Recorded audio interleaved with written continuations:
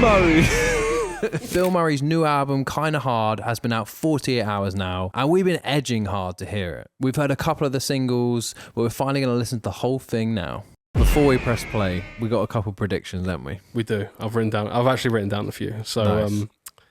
the first one, I think we're going to see some more traditional song structures. The last album, I think Johnny in an interview said at some point that it is... Jonathan Wass. Yeah. Wassy boy. Johnny in the last album, he said he was especially proud of the songwriting, and rightly so. But I think there's definitely a more traditional approach to the structure of the songs and how each section leads into the other, and the sort of lyrical content too. Like the album that came before the last one, Goblin Hours, he even said it was really experimental and kind of genre bending and a bit confusing even, like it, because it didn't have mass appeal. But I really like this more traditional direction he's going in, and I think we're going to see way more of that with this album. Well, yeah, it makes sense because he saw a lot of success with the last album. Like, if it ain't broke, don't fix it. Yeah. All right, give me one of yours. Right, so I heard on a podcast with Nick Nocturnal that he was really into nu metal.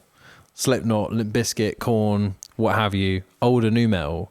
And More Than Hate did have a little bit of a nu metal like flavour to it, with like the heaviness sounded a bit nu metal to me. So the ride bell. Yeah. It just had a bit of like a sort of nu metal feel, and nu metal's always been popular, but I feel like recently especially there's been a bit of a renaissance of it. So I'm expecting at least a nu metal song or just some sort of nu metal vibes, like maybe Fall to the Floor in a lot of points, or... yeah, like kind of like a chromatic guitar riff, like a da da da da da da da da, like just something like that. I don't know why, I just got a stinking feeling. I don't know if I want it to be true or not, but I think there's going to be less country influence in the album on the whole. Really? Well, that makes sense, actually. It worked really well for them in the last album. It makes sense for them to lean into it even more, but it's just a prediction I'm throwing out there that maybe with this release, whether they go into a new sort of direction, slightly different genre, or they double down, I don't know, but I do think there's going to be less of that sort of country vibe that they put into so much of that last album. But there was a lot of like pedal steel in the last album, that kind of...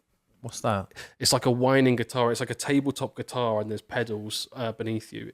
It's like, imagine you put one of these on a table, and you played it with like a you played it like a glass. They call it a glass bottle, bottle. Yeah. You play with a bottleneck. The pedals beneath you, which are kind of, I think they either change pitch, or I don't think they change sustain. That's pianos, but they change pitch.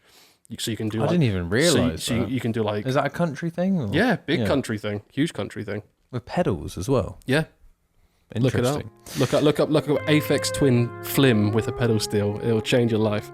Yeah. No, I think I remember seeing that. No, but while we're on the country theme, I'll go with one I was going to mention later, but I'm really hoping for a country fiddle.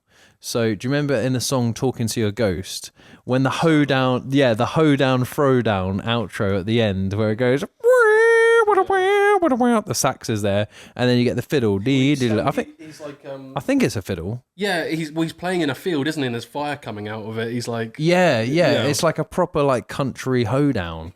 I mean, this is more of a want than a prediction, because that was one of my favourite moments of American Motorsport, is when that fiddle came in, and it just took me to another place. I didn't even see the video.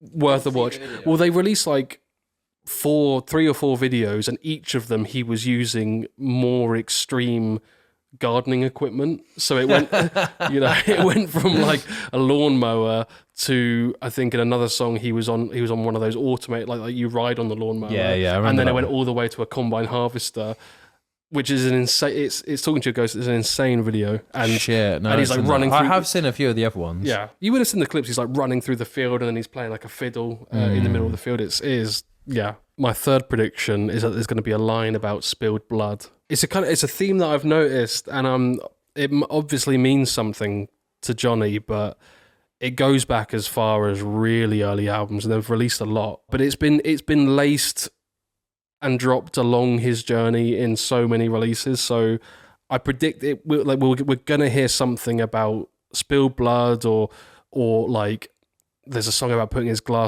neck through glass, or something. Like there's gonna be something to do with spilled blood. So number 3, I think the Hogman's going to make an appearance. I know the Hogman is like a myth in Bilmuri. It's more in song titles and in videos. It's not necessarily in the lyrics. But I feel like the Hogman did make an appearance in the last album. So do you remember in Better Hell where like he just makes that right at the end. Yeah. And I know it was before, it was at the start as well. Dun dun dun rock. Dun dun dun. I don't care about you.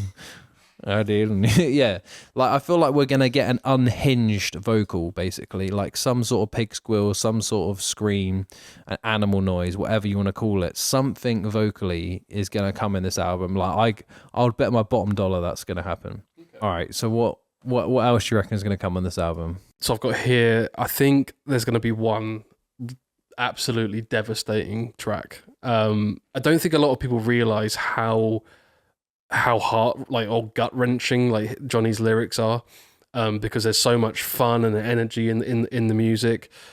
I do think he's going to kind of match the vibe of the song to his lyrics. I think the instrumentals are going to match his vibe, and I don't know why. It's been almost exactly 10 years since Letters came out, which was an old album, and that was the last album from Bilmuri. I think it's like their second or third, but like the instrumentals actually match how like desperate and yearning and sad the lyrics actually are. I see something like that happening. I know what you mean. It's like it's not going to be a contrast or a dichotomy. It's going to be more of a fusion of like the lyrical theme and the song vibing together. Yeah, like I said, like I don't think people are giving it credit how like emotional a lot of his lyrics are. So give me your fifth prediction. So my fifth and final prediction is I think there's going to be an innovative breakdown in this album, and this is a very educated prediction because I've got 2 reasons. I mean, one of them is more personal because I think it's something like Post Almond Clarity. The song with Dayseeker and John Mess, where the first time I had a semi-clean breakdown, it's where John Mess sings over it, and it's like it should just have a load of distortion on the guitar, but it doesn't. And I was like, that is fucking brilliant songwriting. And then in American Motorsport, you had moments where they would tease a breakdown or would just be like a little bit different. He's done Attack. You know, they've had the generic kind of, all pioneering at that point, breakdowns that they drilled in. But this album has already shown from the singles, such as the lead single, More Than Hate, which has a bit of that heaviness that had like almost a breakdown in it, but not quite. So I feel like he cannot resist doing a breakdown throughout this whole album. There's going to be at least one. I don't think there's going to be many. But something really creative. But yeah, he does not do generic. He doesn't do cookie cutter. He's going to make it innovative, and it's going to be interesting. Mine's okay. My last one is kind of similar to your nu metal thing. I think we're going to hear Bilmuri lean into another genre.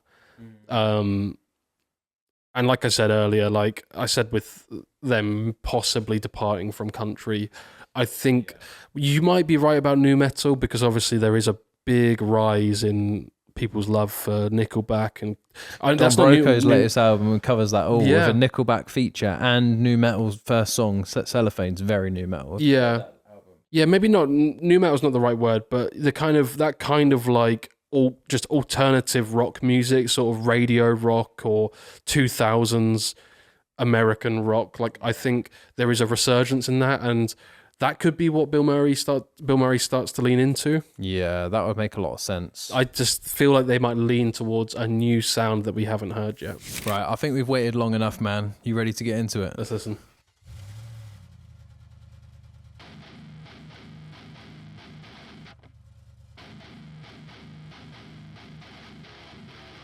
One minute 20. It's like an intro track. Yeah, this can't be a full track, surely.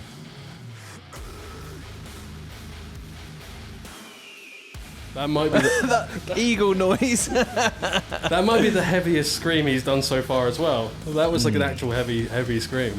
I called it, man. Damn. The clipping on the bass drum as it kicks in as well. Is this Kublai Khan?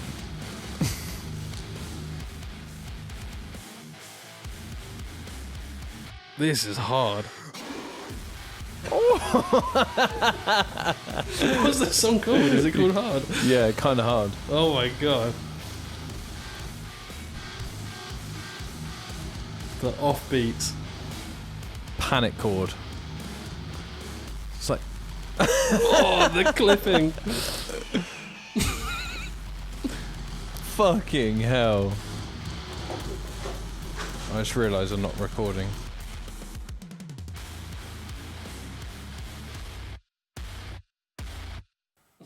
That was fucking sick. Jesus Christ. Right, let's just pause that a sec. That was fucking amazing. That was kind of hard. That like that eagle noise. That was kind of hard. That kind of is like bingo for me. Like I knew there was going to be an unhinged. I did say animal noise potentially. Yeah, that might tick off your unhinged. We'll see. Like, Yeah. I reckon we can get another one as well. Yeah. But what a perfect way to start the album. That really tells me that we're in for a heavy album.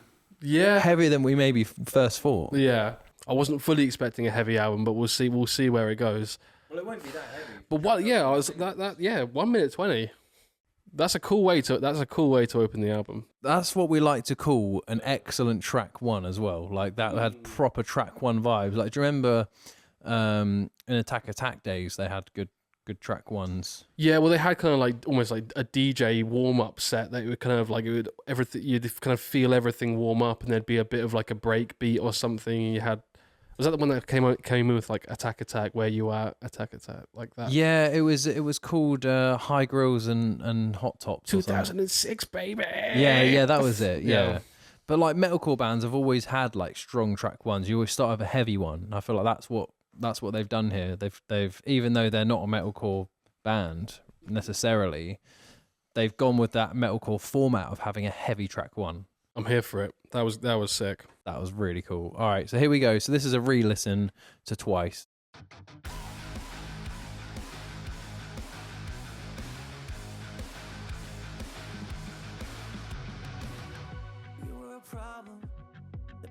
Helpful tips. I like the loading as well. Loading hog. See, this is what I mean. Like they are heartfelt lyrics, but but singing along and enjoying them, you wouldn't know. Yeah. They're just somehow hidden. Loving the sword. Big theme having a what's it called, a broadsword, where it's two-handed. I think so. Yeah.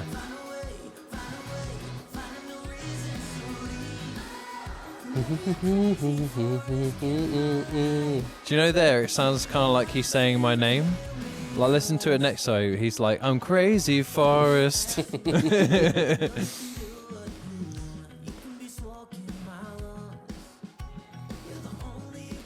That's a reference to, I think it's called Light. Oh, really? Smoking, yeah.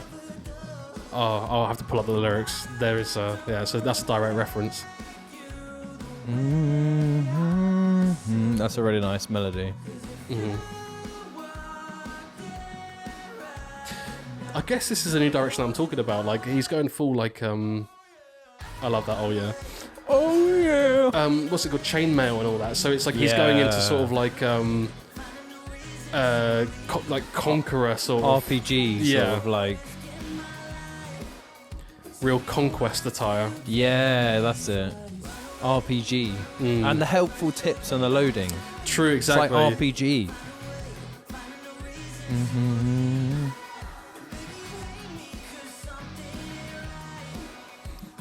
I love that little such good vibes. Oh yes, some sax. Cranks X to crank your hog. I know there's gonna be some hog man. That's a little bit of a hog reference. Bit of tease. We were gonna see that, weren't we? Yeah. And I'm glad we're still got Gabby with us. Hopefully, I guess is she a permanent member? Was she? Yeah, I think so. Yeah. Yeah. Because I feel like at first she was like a I guess like a touring artist, or she was like she featured, but now it's like no, yeah, she's fully, she's a fully pillar. in it. She's Yeah. a part of Bilmuri now. Buy merch. Help us buy merch. I might have to. Yeah, me too.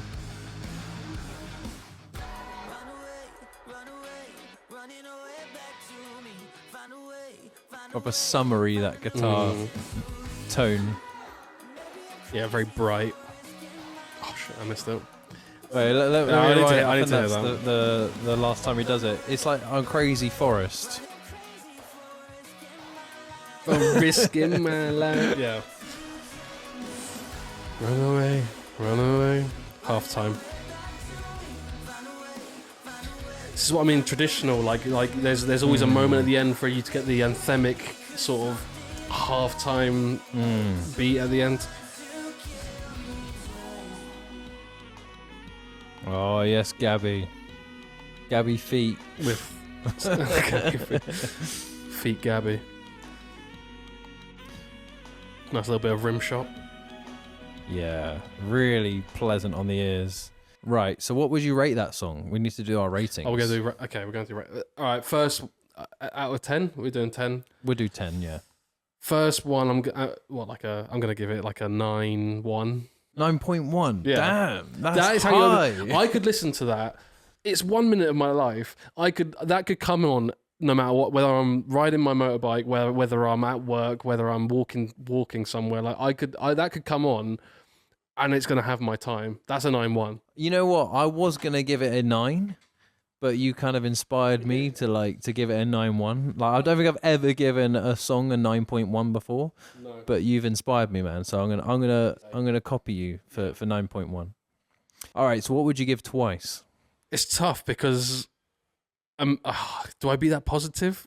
It's technically, in my opinion, better than the opening track because it's longer. It has amazing lyrics. It has every ingredient that I want to hear. But my 9.1 is like an unfair positive one on purpose. Yeah. In the scope of Bill Murray songs, I'm gonna give it a 7.4. It is sick. There are better Bill Murray songs, and I don't want to turn this into a comparison thing where I'm hating. No, we can't bring them all up every time. But like, I think 7.4 is fair. It is well within Bill Murray's remit of what they're able to produce.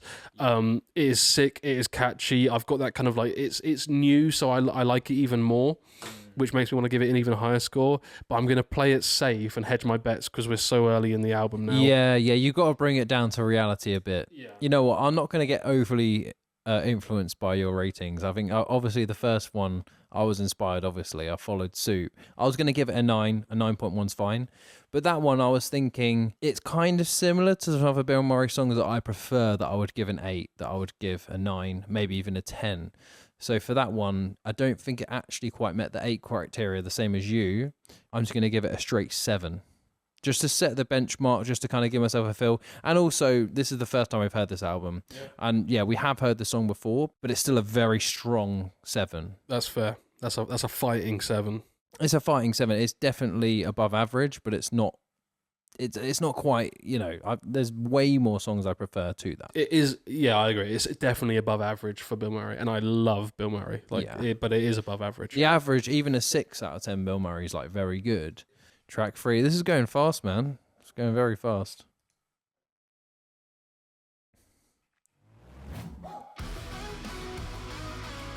Worst part of you. This feels like a song we've heard before for some reason. How long was it? 2 minutes 50? Yeah. 2:52. Very short.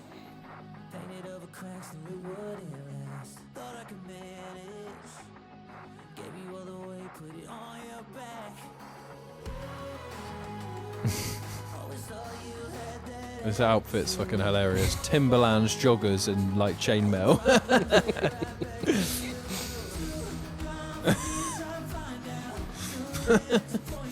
Feels like a big build-up at this point. Yeah. Don't normally hear guitars like that with Bill Murray. Yeah. Straight like what are they like bar chord, palm muted, bar chord chugs. Yeah, yeah, exactly. It's got crazy deja vu then. Mm. What is that? Is it guitar? No, that's like That might be both. That might be sax and guitar. That might be them teaming up. Maybe. I could just hear guitar. But like a weird guitar. Oh, nice bit of delay guitar there. That was very Josh Manuel drums just there now. I'm so glad to see him on the album as well. Who? Josh Manuel, the Issues drummer. He's still he's still in Bilmuri. He doesn't tour with them, but he's still there. Fuck yeah. They usually have Xavier touring with them, and he is unbelievable. But Josh is still a studio recording artist. With Love them. that.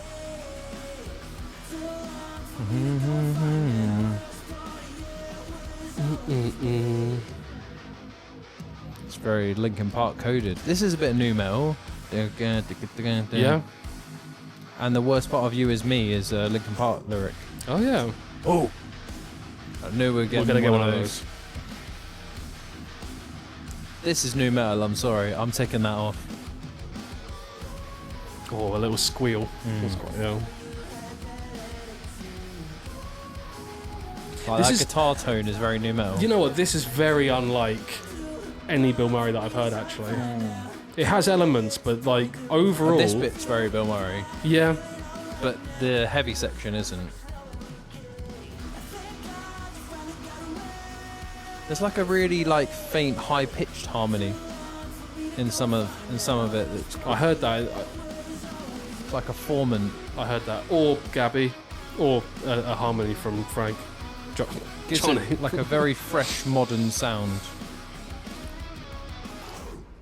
I feel like I'm taking off two right there. New metal moment and an animal noise. Yeah, I can't really tick off anything there. Maybe a lean in towards a new genre. I guess I'll have to take that. Yeah, I think you could say, I don't even know what the genre is, but it's definitely departing from the Bill Murray we know. There was no country there. No. 0. 4.9. 4.9. This is in the scope of Bill. Like we're talking about, I'm only rating within. I'm not comparing it to other songs that are also 4.9 outside of Bill Murray, but inside of the catalog. 4.9. 4.9. That track, it was sick, but that wouldn't get many replays from me. I'm gonna put it out there. I'm gonna be harsh. I've got to be harsh here. That's fair enough. You got to be honest. For me, it was it wasn't my favorite Bill Murray song. I feel like I preferred it less than twice, but not as much to give it a below average score for me personally. I feel like I'm going to give it like slightly above average. I feel like I've got a soft spot for like hearing Bill Murray heavy at the moment. Like maybe this will change. But just hearing like a few heavy elements with still some of that classic Bill Murray. I like some of the vocal effects. I liked the way the song flowed. It's just good songwriting. So I'm going to give it a 6.2. Not too. I mean, there is a dip. We can both sense the dip there, and that's just personal taste, honestly. From the running order of this album, but not like in general. No, the song felt like it was just rushing towards something that didn't pay off. Like there was a lot of forward momentum, a lot of chugging builds up, and and it was also at a tempo that was quite fast. Which that's not why I'm gonna rate it down, but it felt like it was going somewhere that didn't pay off. One thing I'll say is 2 minutes. So 2 minutes 47. This is a 13-track album that lasts 35 minutes. That's short. It's very short. It's like EP short. Like some EPs are longer. Yeah, these are short little songs, punchy. But so far, yeah, I'm seeing a trend. Yeah, this next one is under 3 minutes as well. It's 2 minutes 47. Yeah, rock bottom. It's so nice having YouTube Premium.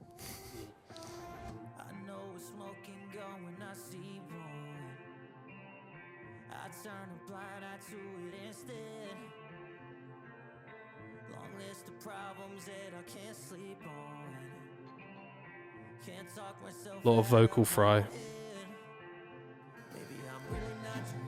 He's definitely getting a more mature voice. There's a gravel there, and he's like doing that kind of like croakiness that I'm really liking it.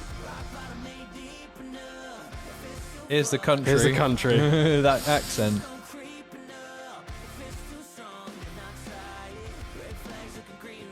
It's tasty.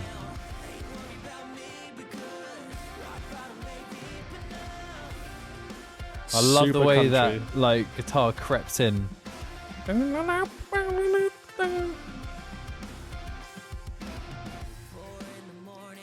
got a real like talent for making things slightly country, but not too country. I agree. Like this is like got a bit of everything. Like those chugs really fill it out.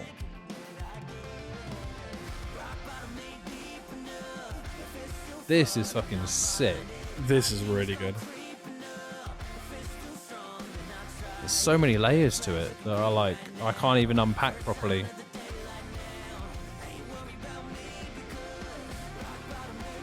I really like the lyrics too. Guitar tones change quite a lot. This is kind of song is going to convert country listeners to listen to more like rock, because it's not too out there so far. I don't know It's what's a going to happen. gateway country band. But this is a gateway country band, Yeah. like gateway country rock band. Deep enough.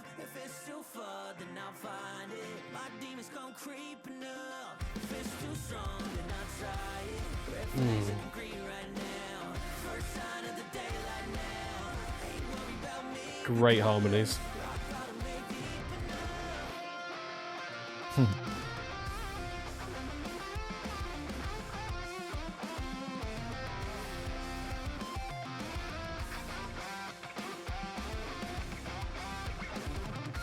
That's gorgeous.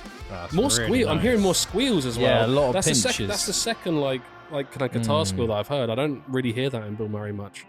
That was a really cool song. That was gorgeous. I'll go first for this one if you want. So I think that was a really cool song. I feel like it was a little bit it didn't have many section changes, but the sections it had in it were so like fleshed out. There were so many layers. The lyrics, as you said, were like really just satisfying. Like rock bottom ain't deep enough. And Green flags are turning. Red flags are turning green. Yeah. Like it was just like a catchy, like a really replayable song. Usually I'd be a bit of a curmudgeon about those kind of lyrics, where it's like it's not this, it's that, red, green. But it suits the rock brand. bottom, main. Yeah. But it definitely suits country, and it definitely worked for this song. So it might be a bit of recency bias, but I think I preferred that to Twice. So I'm going to give it just higher with a 7.2. Yeah.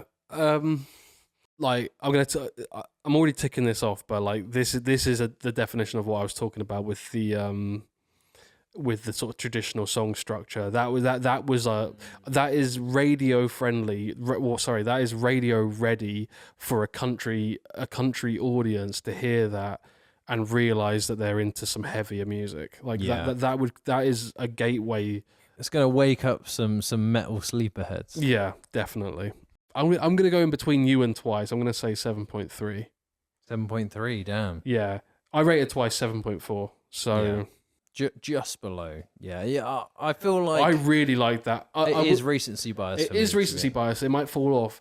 Rock bottom ain't deep enough. Like, yeah, 7.3 for this one. Fair enough. I can't disagree with that. All right, next up we have More Than Hate. So this is a re-listen. Interesting to hear this now in context. I didn't like it on first listen. I did think, like, why are they doing this? Like, I love the sound they have, but it was obviously like a clue of what they're gonna get into. Hearing it, literally, I listened to it twice in a row, and I heard the second time I heard it, straight after, I was like, it's a banger. I just needed the context for me to like it. This section's great. And this is where like my prediction of more like, I do think there's going to be more vocal fray. That kind of like that croaky voice. Like there's just. I love how many different sections this section has. This is like the chorus, isn't it? But it's got like fucking 3 or 4 sections. Genius. Yeah, there's that kind of call and response lyric, and Bring the Horizon are really good at this. They make little melodies that go inside verses and inside choruses. You'll hear a verse from Bring the Horizon. There'll be 4 different like hooks inside a single verse. There's like Ollie's so good at that. But here they're more brazen. They're more like obvious. Like this is the lead thing. Whereas Bring Horizon, like sometimes the instruments will like peek in. Yeah. And like they're more kind of hidden. Whereas like this is like.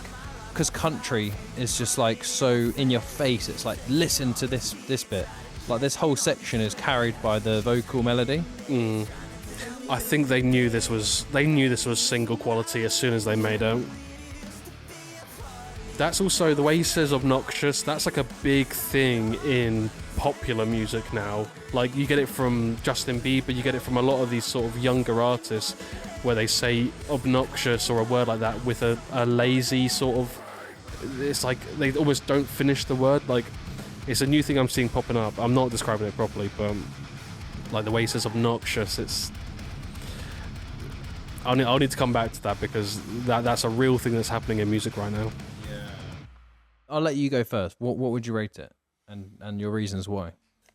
A 7-9.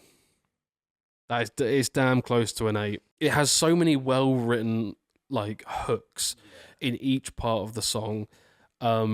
It's so catchy. Like I said, the first time I heard it, there was like I don't know, maybe it could have just been down to me, but it didn't quite connect. Then listened to it straight away again and totally got it. That is the most I've enjoyed more than hate. On the running order, it makes so much sense.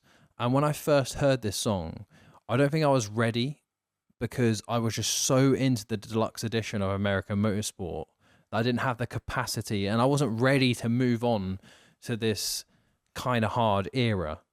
And hearing it now with the A, B, and C section, it's such clever songwriting and they incorporate the heavy elements so well. I really enjoyed that song. That might be my favorite song so far, but the intro was just so fucking iconic for a track 1 that I can't give it higher than a 9.1. But I think I'm gonna have to go with a solid. I think it's an 8, but I don't think it's an 8.5. So I'm gonna split the difference and go an 8.3 for that song. It was just an incredible song that's got a lot of replayability. It's pitched perfectly. I didn't give it the love it deserved then, so I'm giving it the love it deserves now. 8.3. Right, so we've got another single here. So this is a re-listen. Hard to tell. I haven't seen the video. You haven't? Yeah, they got these guys to, like, a really good group of stunt drivers to kind of go around him. A lot of Tokyo Drift. lot of zooming, a lot of squatting, a lot of pointing. Mm-hmm. Oh, this was one of the visualizers from the other film. Yeah. That's where it all came from. Yeah. This one video. Yeah, the Timberlands. By now. Such a nice groove. Proper single ready chorus as well, and it kicks in so quickly after the song starts. Like it's like a half verse, and then let's give them the chorus straight away. Again, song structure, like Johnny's writing differently these days. Yeah.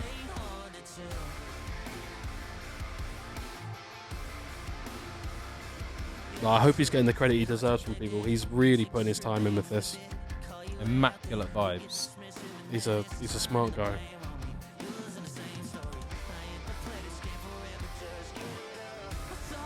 Wanna learn by now. That's proper country. That.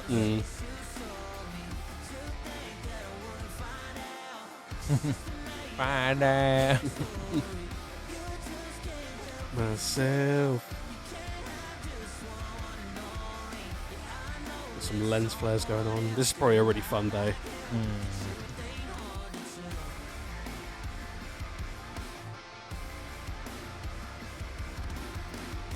You hear that like vocal in the background, like the kind of glitched, distant vocal. Can't hear that. It's like ba-da-ba-da. Like it was kind of doing a guitar thing, but in the background. Wait for the chorus, then listen to the second half of the chorus and like the ba-da-ba-da. A neon light. trying to pick up the song. Almost like Jordan Fishy, the kind of like vocal effects in the background. This is quite a new metal moment. You kind of hear them in the background.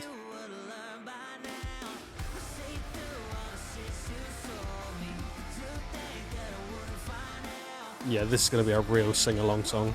Yeah. Live.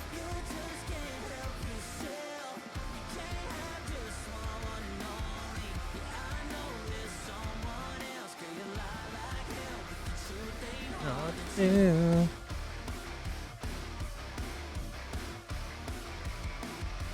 Again, yeah, fall to the floor. I mentioned this, yeah.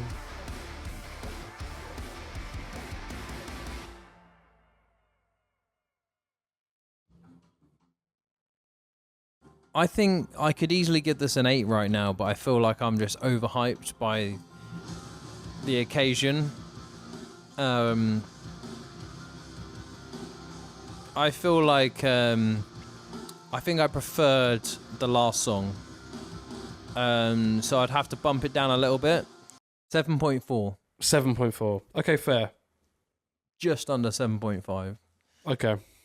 Yeah, that's what I gave twice. I've listened to this quite a bit, probably more than hate. I'm gonna give it an 8.4. I love the vocal effects. I love the way he like phrases everything. The chorus like just swings in out of nowhere. Really groovy as well. Yeah, it like you can like sway to it. It's like a 8.4. Fair enough. That's a strong rating. What have we got next? This Where to find me? So this was a single that I did actually hear because it came out. I mean, maybe I accidentally heard it because I think maybe it came out with the album. I'm not entirely sure. Yeah, I haven't heard this one yet. But I will say I have heard it. And this is Novelist France. So this was the one. I actually wanted to speak to you about this. Yeah, Novelist France. Yeah, I forgot they used to be called that. So they did. A lot of people actually criticised them I saw for them this. in Brighton kind of recently. Did you? They supported Tesseract. Oh yeah, I remember that. Yeah. I really wanted to go. I should have gone with you, man. Yeah, you should have. They were sick. They're really good. Did you see Camille? Was it Camille playing? The woman. Oh, vocalist, yeah. I saw them at Radar for like a couple of songs. And Have you seen their audio tree? I think I might have sent it to you. It was amazing. And the first song especially, like there's something about it that genuinely makes me cry. She was incredible. And they all like, for some reason they were all in the crowd after, well, they were in the crowd for Tesseract. Or they were walking through it. And there was an album, I'm going to put the artist in the video, but I highly recommend listening to them. I think they're an artist of like, it's a drummer and 2 bassists, and they're an instrumental band. And they are so sick. Yeah. Their album artwork is like a merry-go-round, all like trippy, but they supported Novelists who supported Tesseract. That's so cool. It was such a good night, man. But yeah, we gave some pretty high scores on that last one. Yeah. So I haven't heard this one, whether it was a single that dropped. Before I forget, this had a lot of criticism. So from you or from... No, from the community. Did you hear that Bilmuri asked guitarists he said, I've written this song. I saw that write thing. me a solo. Mm-hmm. And obviously he's chosen Novelists, which has angered some people because it's like they're a big band and maybe it was predetermined a little bit. Oh wait, so it's featuring the guitarist, not the... Well, it's the band. They always do the band when it's a guitarist, but yeah, the guitarist submitted a solo allegedly, and Bilmuri Johnny has chosen Novelists out of the hundreds or thousands of people, fans. So it was a marketing stunt. It does seem like a marketing stunt. I don't care. I mean, maybe I'd care if I was a guitarist that like really wanted my shot, but like at the same time, like that was great engagement. And regardless if someone, a small artist or somebody who just uploads to Instagram, whatever, like didn't get their chance to play in a Bilmuri song. Regardless, it seemed like everybody had fun. Johnny commented on so many of these guys' submissions, and from what I saw, I probably saw 10 or 12, of these submissions, and they were all met with so much love. And it was just, it's not like everyone's following each other. It's just in the algorithm, in that kind of like when that was happening for that month or so, it seemed like everyone was getting fed the submissions in their algorithm, and everybody was supporting each other. So I think it was a good thing regardless. I mean, if It's a net positive. if there was like backlash, Even though it didn't have a positive outcome for I didn't know everyone. I didn't know there was a negative. You know, I'm I not that deep saw a in it. lot of negativity. Oh, whatever. Like I think. I mean, to be fair, I wasn't as into it as it seems you are, because I only saw a couple solos, like maybe one or two. I saw quite a few. But I only saw the backlash afterwards, like the comments on this on the song coming out and stuff, being like, "Oh, surprise!" Like on the YouTube video and stuff. Reddit as well. Oh, so people were upset that like I just said it was like poor show. Like this is obviously predetermined. Like why choose like the biggest band when you could have given someone a platform, kind of thing. I don't think that's just what I saw. Yeah, I don't think anyone's owed a platform. I don't think like obviously this guy's good solo or whatever he does on the song. Like it might not be the best out there, but like they're gonna. You can't hate them for it. Like, so what? You didn't get chosen. You know, selfishly, you can see if it was a selfish thing, you can see why they would do it. Yeah, I mean, no one's owed anything. I don't care.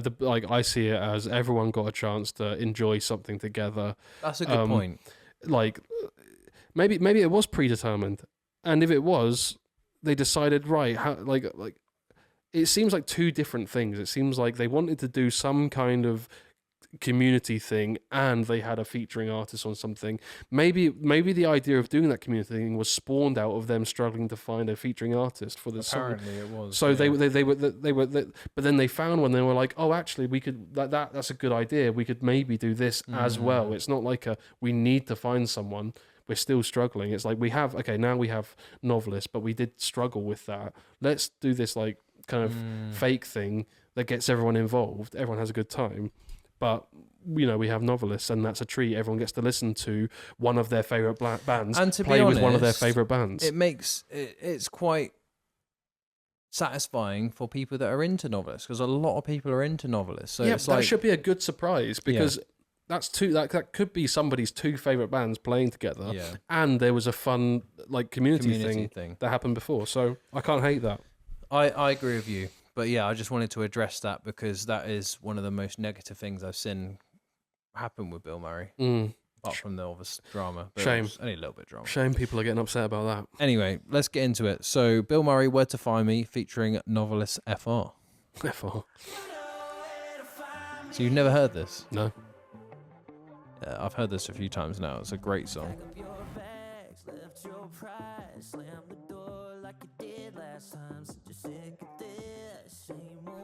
They just spent a day with a warthog and just got photos and videos.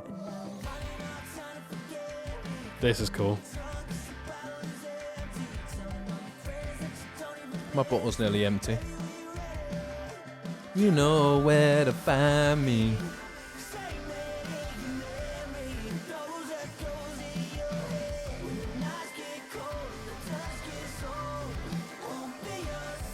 Lining.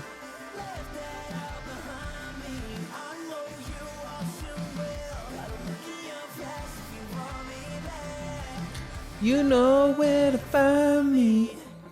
That was a great chorus.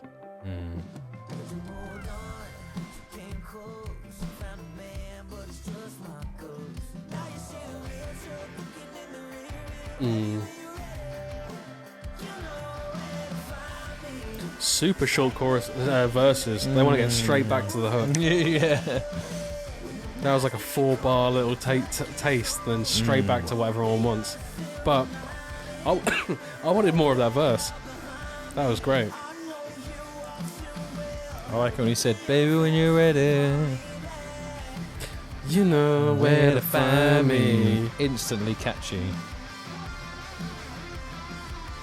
This is your boy. Yeah. Ryan Gosling. Ryan Gosling. Some people call one of the guitarists a novelist because he looks like him. Nah. Don't know if it was him or the other guy. The guy that I saw in the crowd had dark hair. Oh, okay. It probably wasn't. No, maybe he had, I think he had bleached blonde hair with dark stubble. Yeah, that's Ryan Gosling. Okay. That's Drive himself. Ken.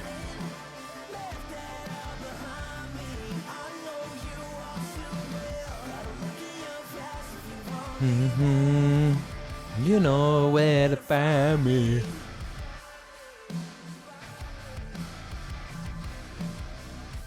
This is sick, man. That was weird.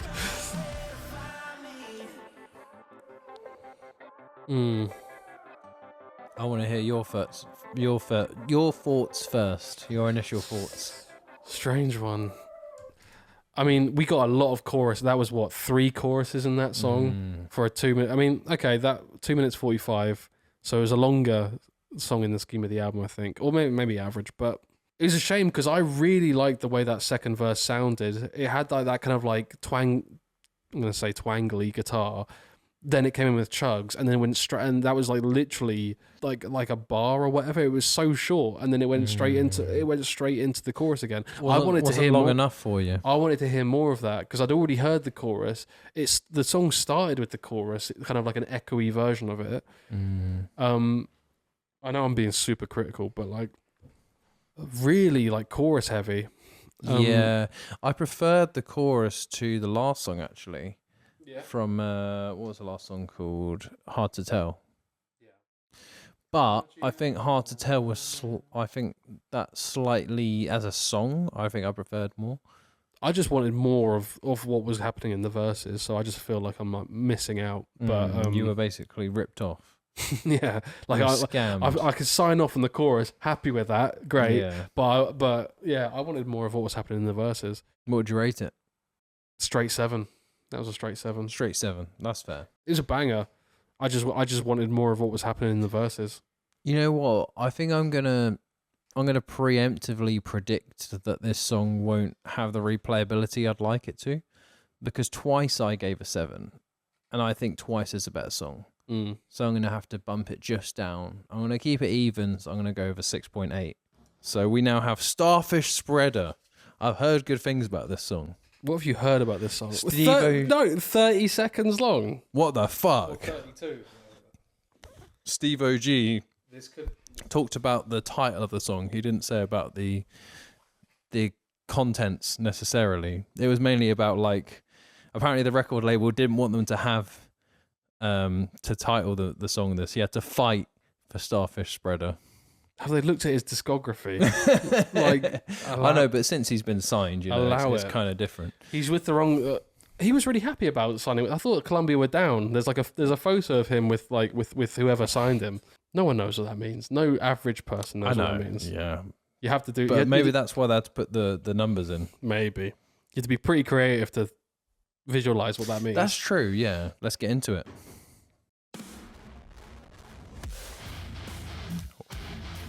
This is another track 1 vibe.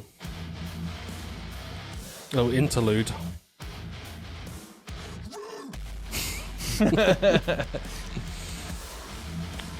I love the way that they peak the audio.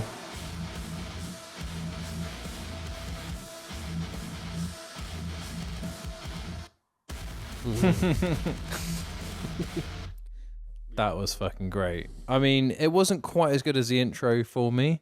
Back when we did like iTunes star ratings, that's kind of one that I would just not even rate. If you know what I mean? It was so short. I would leave it blank. And interludes we never did rate. Yeah, but that's how you do an interlude though, because it was still sort of engaging. It still had a riff. It still had a bit of meatiness to it. Yeah. Whereas usually intros, like they leave off the meat for the main songs. Sure. So I'd like the artistic decision to make the interludes like this, but I'm still gonna rate it. I feel like I'll give it like a 7. Fair. Just hearing that, like I know that they could have decided to make that 4 times as long and just make it all the same sort of thing, like a kind of break, like a kind of heavy breakdown, and just make a 2-minute version of that. Yeah. Fair enough. All right, so I'll give it a 7. You give a 5. Yeah, ain't got much to say, but Fair it was enough. good. There isn't much to say. It was. I don't think a lot of work went into it, so I don't think they're going to feel too bad about that rating. But I've liked the decision to make an interlude like that, and I'm sort of rating it on, like I appreciate the artistry of like choosing to do that, and I haven't heard that. It's kind of refreshing in a way. But yeah, as a song, yeah, maybe I'd agree with you as a 5. But I feel like I have to bump it off to a 7. Because of just like the fucking balls to just do that. Yeah. And I respect you. All right. Anyway, so onto We've had a few shit beers. fist. We've had a few beers. We have, yeah. A Sh- few beers have been had. Shite fest, shit fist, Shite fest. shite. I can't wait to go to Shite Fest this Shite year. feist. I hope Bilmuri are playing.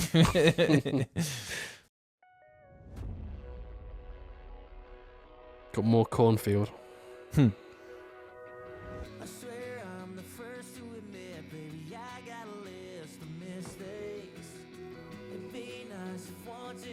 This is 10 out of 10 so far. Yeah, the lyrics. The video.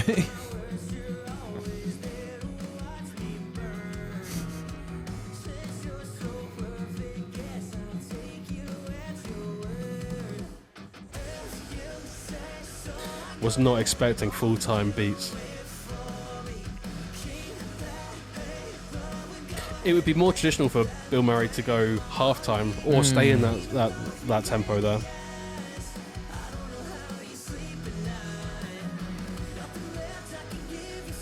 That's like a classic Bilmuri section.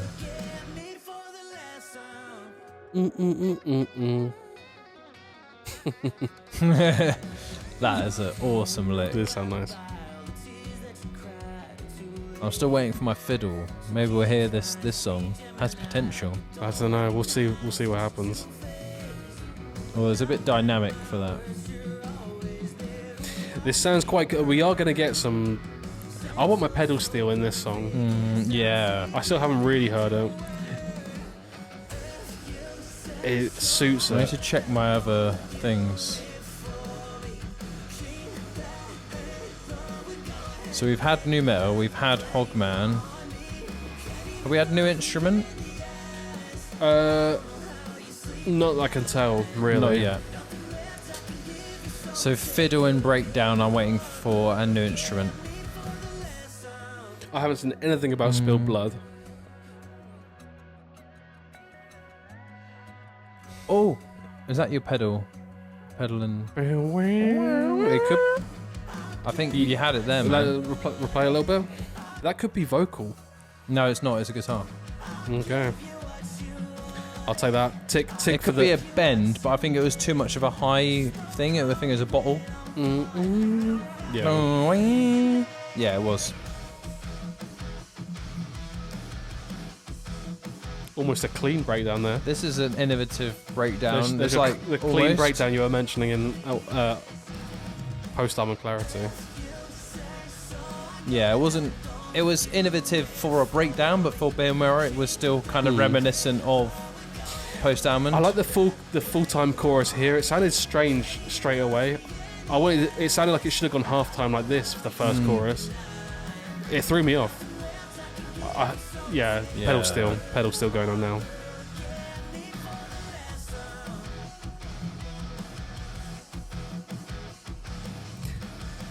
I love this, man. This is a fucking good Bilmuri song. This could be off American Motorsport, I would say. Yeah, this could easily be off that album. Yeah. This is like a B-side. They probably had this idea and then Probably the most similar one we've had from Definitely. American Motorsport. But Definitely. I loved it. It was great. It had a really nice groove to it, I thought. Yeah. All flowed into each other, and that breakdown was really nice to have in there. The gap. It was almost reminiscent because that breakdown always was like speeding up with the gap. Imagine if it was like da. It was almost like it was kind of verging on going faster, and that was a theme of the song as you heard. It went from like kind of straight into like double time, and then it went to half time. There's a lot of like time flux going on of just like changing the dynamics and rhythms, but they still somehow made it sound coherent. The breakdown was just like, it is an art to put a breakdown. I will actually class that as an innovative breakdown. Yeah. Because it was a breakdown that was like so subtle that most people wouldn't even know it was a breakdown. But it still had our sort of... It also had the kind of nostalgic... what's the word for it? Like syncopated. You know how like all the old bands used to have, especially Attack Attack, they used to have the quite memorable like stabs in each breakdown. Like it was just little like... had quite a bit of that too. A little hook, a little motif. I'm going to call that an innovative breakdown because although it was fairly similar to Post Almond Clarity, as we said, it was innovative in the fact that it was subtle. So a lot of like, you know, in deathcore and symphonic deathcore, like you just have ridiculous breakdowns these days. But this was like, it was innovative in the fact that you wouldn't even know it was a breakdown unless you're into this sort of music.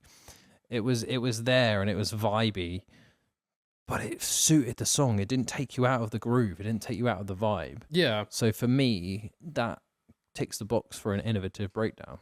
What would you rate it? What would I rate it? I think it was a really strong song. I feel like it's got a lot of replayability. I'm gonna give it like touching an 8.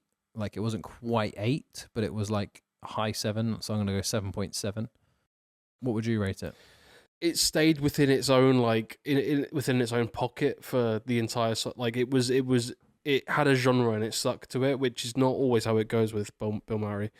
I really like that song and I think it has replayability. I'm gonna give it an 8.5 because I'm going to be listening to that song again and again. I could easily have given that. That would go in playlists. That would go in like if even if that came out as a single, that would be. You got a lot of mileage in that. Like that's like buying a brand new car. Like you're gonna get a lot of miles out of it. Like yeah, a brand new mower. I get All right, next one. So. Always Let You Down. Always Let You Down for Day to Remember. So we've heard this one before, but what a fucking moment this is. Big crossover. Like A Day to Remember, one of the most iconic metalcore bands in the scene. You know, they've got a lot of heritage with Attack Attack and with, you know, Of Mice and Men. And I've made a comment before here with them maybe, in my opinion, being past their prime for me. And I said, I hope it isn't the end of them for, you know, I do hope that they have another level to get to. This could be the start of that.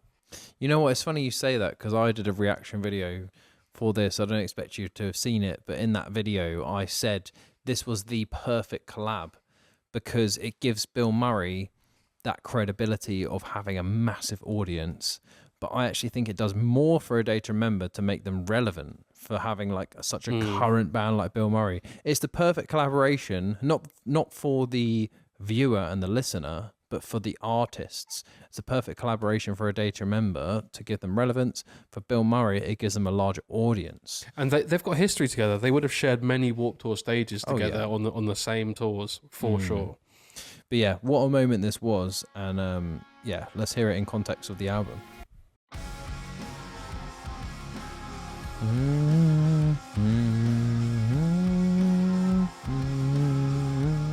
Quite A Day to Remember lead there as well. It is.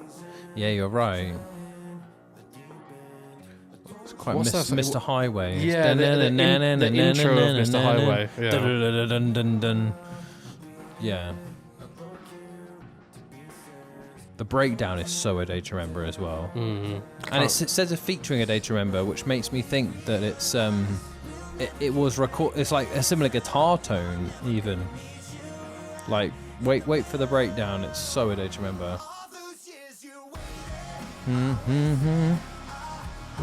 Be the bad guy no more.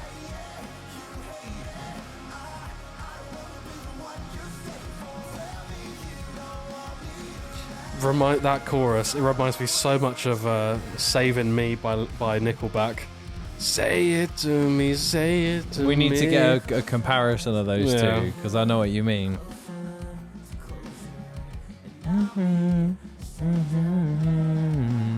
Kevin. This is like a really like high quality music video. Like it's kind of weird to see Bilmuri in this like 4K. It's like a real A Day to Remember song where they get like all of their, I think it was fans, but they got like, it was like they got crew and friends involved. You can see, I think the ref was Kevin Scaff, who is the other guitarist of A Day to Remember. Oh really? Yeah. The other one, and then the other guitarist, his name's escaping me. He dropped him off in the I recognise him. Truck. Yeah.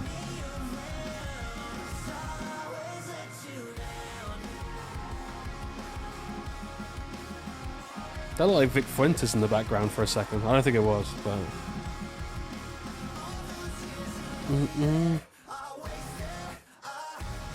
All the lens flares as well. No, you love your lens flare. Another track had it. I think it was hard to tell had lens flares all over it as well. It's before that. I love them.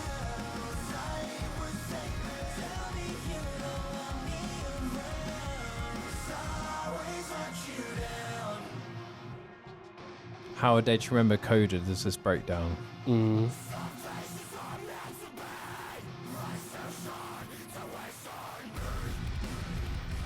It's like recent. Galloping. It's like recent A Day to Remember, or sort of like No, I'll say Common Courtesy, A Day to Remember. or even Like, you know, like dead and buried. Dead True. and buried. even a bit of Second Sucks maybe. Yeah, that's before. Always Let You Down. So, what an iconic moment. Massive moment for both bands. What would you rate it out of 10? I'm getting pretty lost for words at this point, but that's up there. That is it's not in the 6s, it's not in the 7s. It's let's get an 8 from me. 8.8. That's double eights. Wow, that's double eights. big. This might be the best. And I don't know if this is the alcohol talk. This might be my favorite listen through of that song. I think I sensed a couple of weak moments the first time I heard it.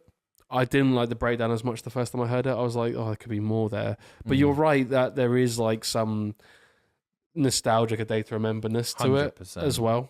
Man, it is a strong song, and it is nostalgic of like collabs. Like it kind of reminded me of if I Made a Wax. Yeah, like the Devil Wears Prada. Like that kind of collab. Yeah. Like it kind of brings me back to when A Day to Remember did fun shit like that. So that is kind of like affecting how I see this a bit more. Did you hear, just slightly unrelated, Day to Remember announced they're doing a cruise next year in 2027. They're doing a big old tour or a big old show on a boat or whatever it's called. Big old album tour. So they're going from Miami to the Bahamas. Not Loose are playing, Dying Wish are playing, Comeback Kid, Devil Wears Prada. There was So this. they're going to do a Made of Wax Larry on that tour as where I was coming from. Definitely, yeah. I've actually applied as press for. Oh, nice! Maryland. Yeah, I'd love to get on that. That'd be sick, amazing. man. I've seen a couple of those tours pop up because I think I saw Periphery or Spirit Box play on one of those sort of on a boat. boats. Yeah, Really?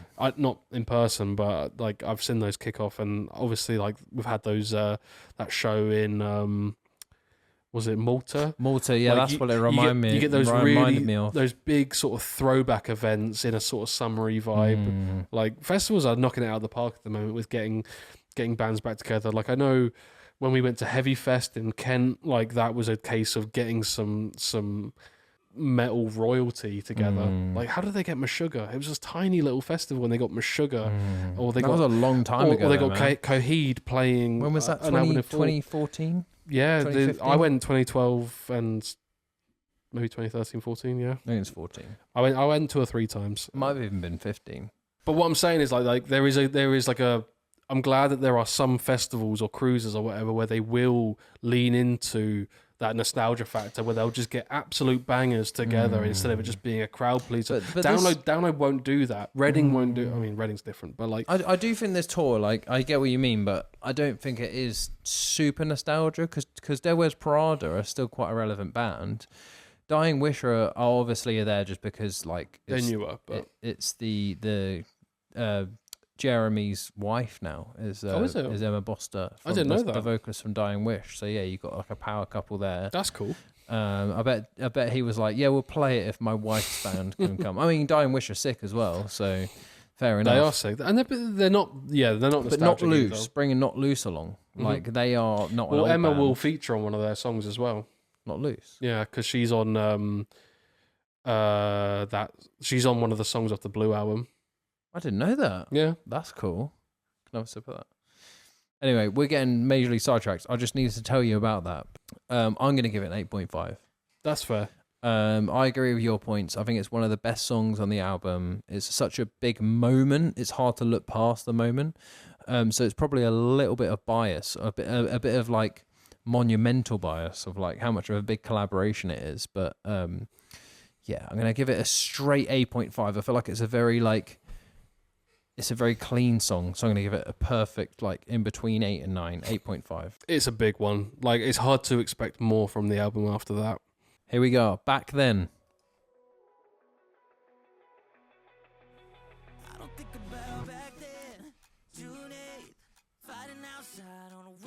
Super compressed and cut off.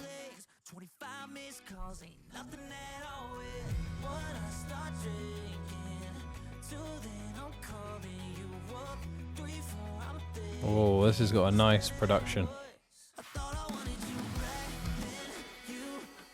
A bit of a like 1975 vibe with the guitars. Yeah, good shout actually. Yeah.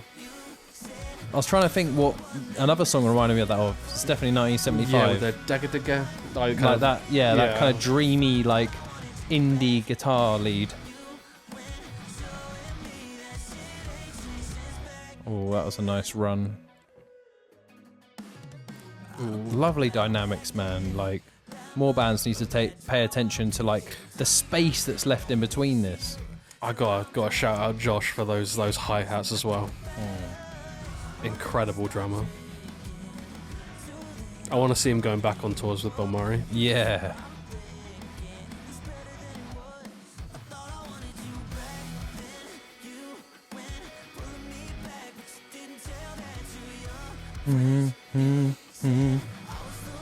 This is a fun one. Yeah. Oh, we've got a news section here.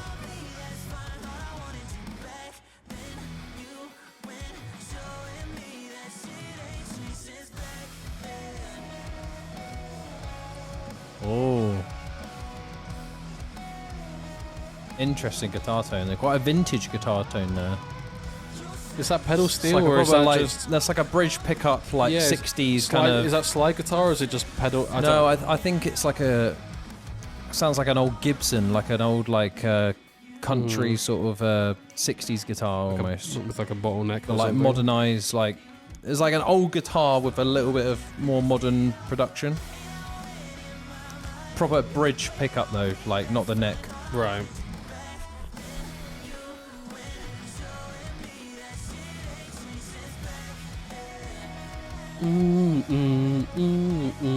Almost quite surf rock. Yeah, could almost be a vocal. And it's like a sliding down it. Down, down, down. Almost like imitating that bottle guitar technique. Really nice song, actually. I really enjoyed that. That is a strong album track. Strong album track. I agree. What would you rate it? 6, 7. Yeah, I agree with that. Yeah. It didn't blow me away, but I liked the fact that there was a few different sections in it. Yeah, I feel harsh saying that. Like that is gonna get replays. Like Yeah. I'm gonna let that shit run. Like it sounded really nice.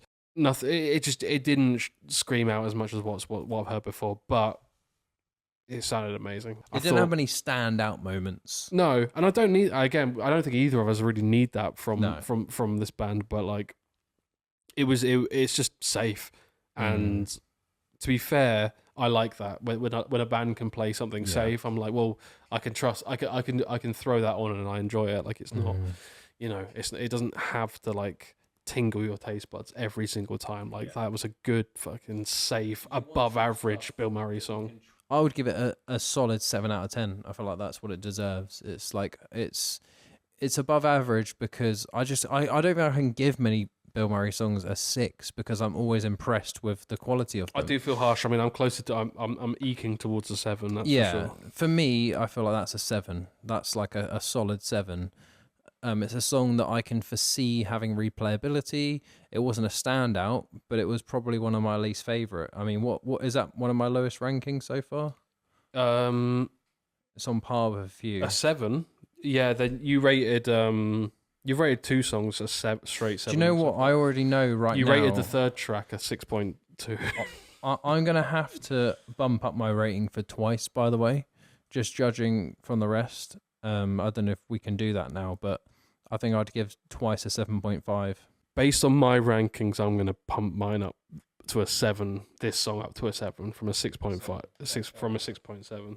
Right, so here we go. So we got the penultimate track now. Honest. Here we go.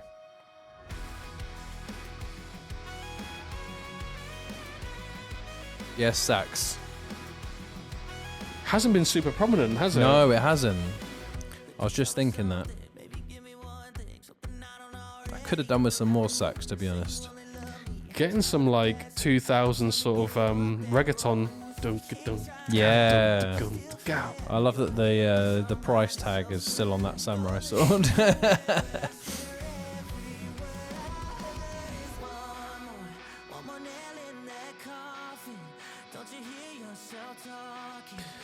So much iconography in his lyrics.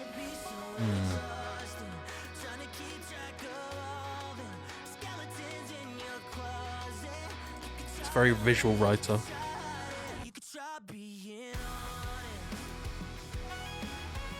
There we go. This is maybe take an influence from Caramel, the Sleep Token. That kind of like reggaeton, like it's subtle, but it's there. Yeah.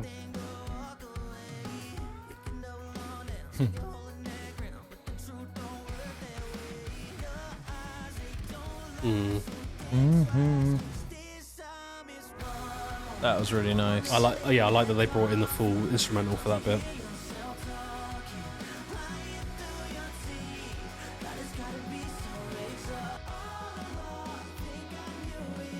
Some gang vocals.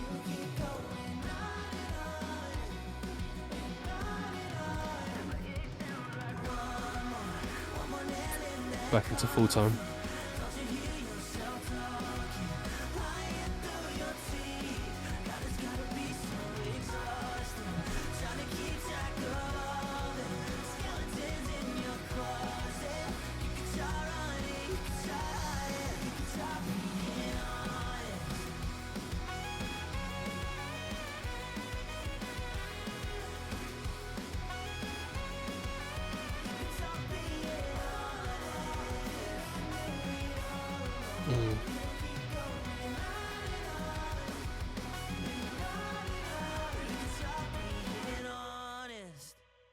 It was clean. I've got to say though, I will be a bit critical. This for me sounds like a song that could have been a B-side of American Motorsports. Like it didn't quite grab me as much as the last song. So I think maybe in the track ordering, it probably doesn't favor itself, because I think the last song was like an average good Bill Murray song, whereas this was a little bit below that, to be honest. I agree. I think my initial rating for the last song, 6.7, might match this one more. I'm actually going to give it a 6. God damn, really? Yeah, I mean that's still like an average. It's good. Yeah, it's still average, but yeah, I didn't love it. I mean the sax was like, it felt a little bit sort of it felt, was it really necessary? Like it didn't add that much to the song. I thought the sax felt at first when I heard tacked on. It felt like let's include it for the sake of it. It didn't add to the song.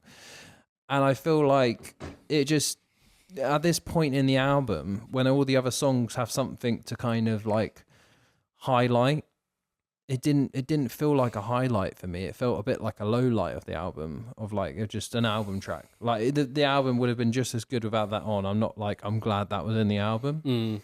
To be fair, we're being really. This is the initial. This is a crazy review. way to talk about songs. Like you wouldn't think that if you just put it on, like you'd like. If that was a single. If we were hanging out and that was in the background, like we'd be having the time of our lives. Yeah. But we are being so like weird and critical, like rating it like this. So it does come across like critical, but it's fair. Like you're analysing it. That's just how I feel. I feel like I'm not it. saying it's a bad song.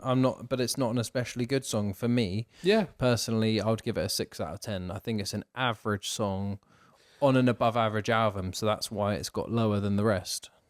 I think it was a really pretty song in my opinion. I really enjoyed it. I do agree with you. It started off stronger than it ended. I'll say that. Yeah. But it didn't really step a wrong foot in my opinion. Like it was just the saxophone was a little bit like tacked on, which is, I thought I'd see more of it. Like Gabby's like a fully fledged member. I just thought I'd see more. I think live she does more than what appears on the album anyway. Yeah. And she does a lot of vocals too, and even harmonies that you don't really hear on the album. So I think this song could be one that will be huge live because they'll beef it with something else, or it'll be one that everyone. I think it's going to have good commercial value, but on first listen, I didn't get much from it. But Yeah, I think maybe it's a bit of fatigue. Like it's quite late on a Saturday night now. maybe. Just judging on the average of this album, that was a slight drop off for me. I don't think that's controversial. I think it's just that's a reflection of where we are in time. Yeah, It's initial thoughts of the album. It's late on in the night, so the album brought just didn't grab me. We got so many treats from this album so far. It's so like this song definitely dropped a little bit down in terms of what it gave to us. 6 isn't a bad score. Like, it's still a gorgeous sounding song. For me, I'm gonna give it, like I said, 6, 7. 6-7 for the meme. And now we're on to the last song. What's it called, Alan? It's called Waves. So like they've got a song called Wave. And I don't know if this is gonna be an extension of that. Like, a part of me wanted to put that in my predictions because I was like, shit, like they could, and that is like, that's off an album. I forget the album actually, but it's back. It's an older album, and I thought it might be a return to form. It might be an emotional song. Or it might be one that's quite heartfelt towards his partner. Like, it's gonna. I think. Is he with a partner? Yeah, very much so. Since So, when? long time. A long song for the album, over 3 minutes, Yeah.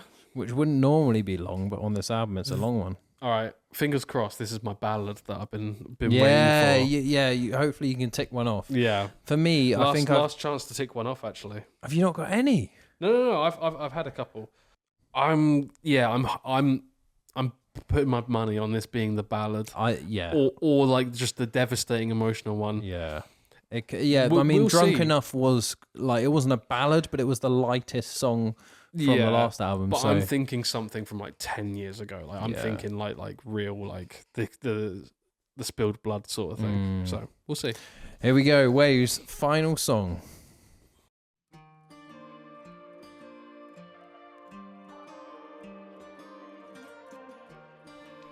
Right. Sounds pretty ballady so far. I'm liking this so far.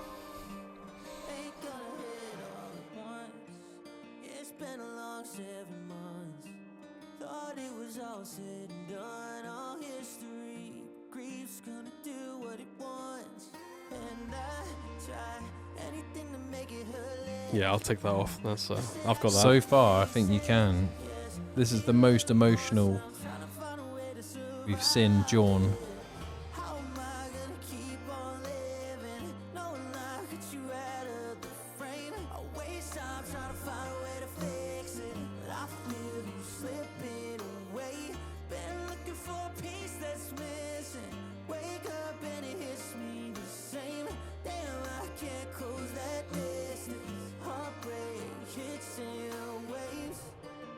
Damn.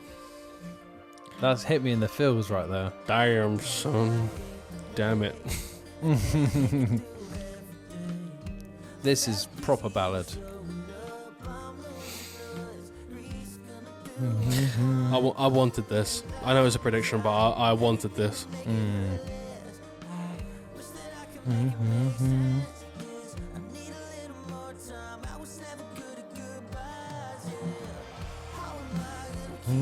Living in the frame.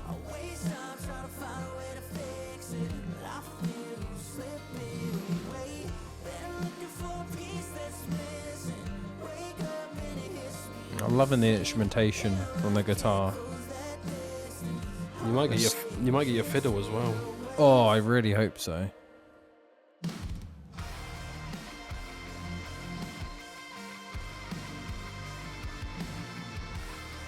Oh, that's That really hits. nice. That hits.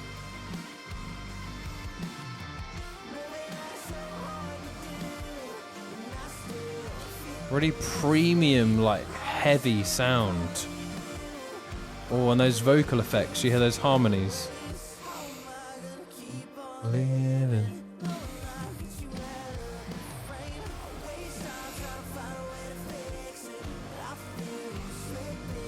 I like those kind of theatrical stabs. And then come straight back in with all the instruments.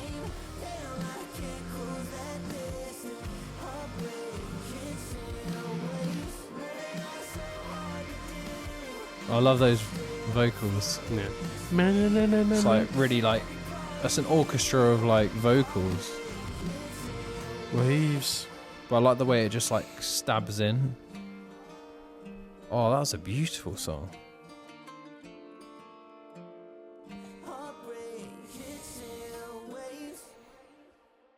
Oh man. I'll let you go first, but I've got some thoughts on that.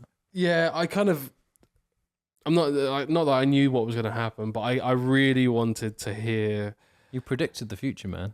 Well, Drunk Enough didn't quite hit that spot for me. I know, like it was. There's definitely some themes in that song that are like that make it heavy, but it didn't. I didn't feel like the instrumentals were all there. It felt a little bit light. That is my favourite Bilmuri album for sure. But had a bit of Sleep Token vibes of like was it Your Love? Is that the same song? Yeah. It had a bit of like kind of like modern sort of effects, whereas this was a bit like, more of like an emo sort of like old school ballad vibe. It had vocal formatting where it kind of like exactly, yeah, it was like kind of deeper vocals that kind of like gave it that Sleep Token vibe in a way. But this was raw, and but this is more emo. I got emo vibes from this. I don't know about you. Yeah, no, I wanted that from this album. I was worried that when the song first started, I could hear it sort of developing like all the others, because they always tease that little bit of sadness, like we spoke about before with All Gas, and they have that moments of like it's never enough and like that. They like tease it, and it's like you're in that moment, and then they're like, I keep on falling back into your love, like jazz hands come back in. But this song, the jazz hands didn't come. It was like they kept you in that moment, and it was almost like I was just expecting it to flip, and it didn't, and it was really nice. Yeah, it kept you there. And I don't normally like ballads, and I was going to say this is my one point. Is I'm not a ballad person, but Bilmuri is for people like me that don't have patience for like I know you're not. longer songs. I like that. There's certain like Coheed songs that I wish I could get you into that you just you never will be, or certain Sleep Token songs that you'll just never be into because you won't have the patience for Bloodsport. But this is the kind of ballad I like. I was gonna say, like, I genuinely can appreciate a song like this where I wouldn't even call it a ballad, like really, like for me, like because it's too like it's got so much going on with like the twiddly guitar. Like a ballad for me means boring. And this wasn't boring. It was like an exciting ballad. That's what I like about it. It was like there's constant vocals, there's constant changes, there's technicality in the guitar. There's enough to keep me satisfied. Whereas the reason I don't like your conventional ballad is because it kind of makes me lose focus on the song a lot of the time. But in my opinion, a lot of ballads that come out of the alternative scene, they keep you sort of arrested in a mood that can be uncomfortable and can be vulnerable, but makes it enjoyable, makes it memorable, and makes you kind of relate in a way to like I remember that with like Gethsemane from Sleep Token, for example. That has ballad moments in it that are so almost like like they're incredibly revealing about the vocalist and his life. Like, and Johnny is not shy about his feelings about what he's going through in the past. And we're not going to go into that obviously, but like, I like that a ballad will kind of keep you in that moment and have you there in the room, because it is them opening their sort of chest to you in a certain. It feels. It's just more vulnerable, and I'm always there for a musician that will do that. A magician who will reveal a secret. Have you seen that video of that girl that's like, "Why are you calling me a musician? I'm not a musician. I don't do magic." That made me so upset. It was glad you've seen that. She had no idea what a musician was, and she was one. Not me, yeah. Anyway, if she is even, we won't go on that. But yeah, I think the reason that I'm not a big ballad guy typically is because I'm not a lyrics guy. And like, I don't appreciate that opening of the chest and that opening of emotion, because I'm not listening out for the lyrics unless they're so brazen and they make room for them that I'm forced to listen to them. But when I am, I love lyrical moments when they're part of a musical moment, but I won't like a song purely for lyrics, and I don't listen out for that. Like my ears are coded to, guitar is always going to be somewhat there. For sure. And it's the same it's the same with me for drums, but growing up I'd get so excited owning a CD. Sure, I need to grow up. No. I'm saying when I grew up, I would buy CDs and I would listen to, that would be like my media that I would like put in, listen to, like read the lyrics in the booklet, and it would become like, I don't think I would have gotten into Hollow Crown if I didn't have the CD booklet as much. It's because, and I know Sam hates those lyrics. He's gone back and said like they're cringe and he was just high and stupid like when he wrote them, but like read, like I had no idea about Architects, and I heard Follow the Water on YouTube or whatever, then went to and bought the album, read the CD, and it was just completely, it was a 5-star album from that point on, because you follow the story and there's a lot of, I don't know, there's a lot to be said about having the lyrical content available when you enjoy an album. It's a difference between active and passively listening. Like, I think you kind of nailed it when you said when you were younger, because people had more time, and your physical media was more of a thing where you're able to like listen, like look at the lyrics and enjoy them as like a listening experience. You're not like on your phone or working while you're listening to an album. The difference is you're a kid and you've got a lyric booklet. There's a massive difference between those two examples. But yeah, I think for me, like, you know what? I think I do like ballads. I'm just very fussy. It's just not my preference. Do you have a rating for that song? Yes. I really enjoyed that song, because you know what, it does a lot for me to enjoy a song that is slower and is a ballad. So for me, I have to give credit where credit's due, and I think it was higher than a 7 for me. I wouldn't quite give it an 8. It's not a song I would go back to. It doesn't have replayability. I'd give it like slightly higher than a 7, because I was very impressed by it. It really moved me. So 7.2. 7.2. I think that's fair. If it doesn't have replayability, then you can't really give it too much of a high score. But that is a damn good score. For me, 8 point, probably an 8.1 or 2. I don't know why. I have a thing for like those kind of songs when it comes from an artist that doesn't necessarily do those songs. So like, yeah, I agree with everything you said about it. Like, but I do enjoy when an artist goes to that place. So yeah, 8.2 for me. Right. So that was kind of hard. It was kind of hard. It was kind of hard, yeah. Because it had more hard moments than we've ever heard from Bilmuri, really. Like, have you ever heard like chunky guitars like that from any of the other like gazillion Bilmuri albums? You know what? There's definitely been some, like in Eggy Pocket and in Goblin Hours. Like there have been some, and even in American Motorsports, there's been some, but that intro was heavy, and there were definitely some like great heavy moments in this album. But again, it was kind of hard. I think I saw an interview or Johnny said something to somebody in a video where he mentioned the idea of that album title to the label, and they immediately loved it. So yeah, it was a great name for an album, and it was a really solid album. Like, to me, you could also name it American Motorsports 2.0. It had a lot of American Motorsports in there, which I'm not saying that's a criticism. That's a positive because of how good that album was.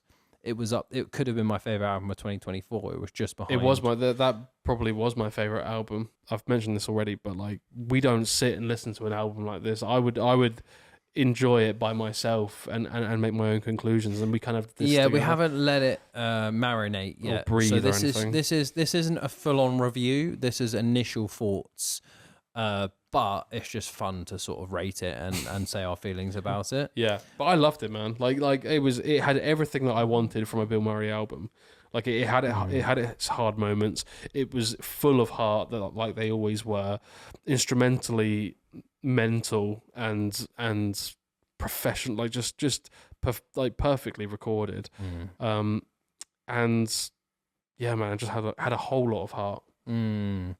I totally agree, man. It just had like the catchy moments. It was like a crowd pleasing album that still surprised you. It wasn't just like give the people what they want. It was like, yeah, give them more of that American motorsports, but we're going to sprinkle something in. For me, it was like a transitional album. I feel like they're transitioning to another sound. They don't want to be penned into this country metal sound. Like they love it, and like they know the crowd love it. But also, Bilmuri, as much as people like to believe, like, you know, oh, Bilmuri have only just come onto the scene, they're like a breakthrough band. It's like, no, they have like more albums than Dance Gavin Dance. Like they have a ridiculous amount of albums. And yeah, a lot of those albums were kind of more demos. Maybe would have been better just leaving to SoundCloud. Like debatably. I disagree personally, but they didn't get commercial success for sure. The first kind of Bilmuri album I properly got into was Eggy Pocket, and I think that's kind of a lot of people can sort of agree with that. Like that was like one of the first, like when the Dayseeker and John Mess song, and like, mine was Solid Chub, the one that had Gradient on it, and that was the first one for me. There wasn't a big transition to a new genre, which I want to say I'm happy about. It felt like it was less country, which I did. There was definitely a couple of songs that were full on country, but the last album felt more. It felt more like kind of full and fluffed out and more substantial. This album, it felt like short songs, or at least a couple of them were really short. Maybe that like kind of brought down the entire length of the album, but not a huge departure from country, and not a big entrance into another genre either. So like, I mean, I think they know what works, and they made just a solid album out of what's really working. So I'm like, realistically, I need to listen to it again and go to formulate thoughts properly. And I will be like, it was amazing. Oh yeah, this is going to be played non-stop. And I feel like, can we just say that there's not many bands that can release an album 2 years ago and then follow up this strong? No, you know, massive respect, and I'm so happy for Bilmuri. Because it is being received well, you know, and they've got some really smart collaborations. They had the not crowdfunding, but they had the competition and the novelist feature and the Danger Member feature. I think they're only going up, and it's a healthy band that is one of the most exciting bands in the scene for me. And I'm all here for Murray Naish. I'm part of the Murray Naish and proud member. And I just want to see them succeed. If you made it this far in the video, give us a like and consider subscribing. Is this Bilmuri's best album? Have you even heard all of Bilmuri's 14 albums? I definitely haven't. I need to do some Bilmuri revision right here, but I absolutely love this album. Let us know what you think down below, and we'll catch you in the next one.